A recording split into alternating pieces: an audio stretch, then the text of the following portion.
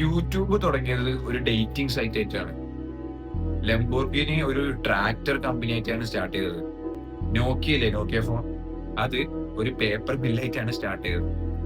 ഇവരൊന്നും പ്ലാൻ ചെയ്തെടുത്ത് എത്തിയിട്ടൊന്നുമില്ല. പ്ലാൻ ചെയ്ത പോലൊന്നും പോയിട്ടൊന്നുമില്ല. പക്ഷെ അതിനും ബെറ്റർ ആയ സ്ഥലത്ത് എത്തിയിട്ടുണ്ട്. YouTube it's a biggest social media thing. Lamborghini car company and Nokia എല്ലാവരും അറിയപ്പെടുന്ന ഫോൺ. അപ്പൊ ഇവരൊന്നും പ്ലാൻ ചെയ്തെടുത്തല്ല എത്തിയത്, പക്ഷെ അതിനും ബെറ്റർ ആയ സ്ഥലത്താണ് എത്തിയത്. ഇവരുടെ കാര്യത്തില്, അതായത് ഈ കാര്യത്തില് പ്ലാനിങ് എല്ലാവരും ഇമ്പോർട്ടൻറ്റ്. ഇവിടെ പോയിന്റ് ഡിസിഷൻ ടു മൂവ്.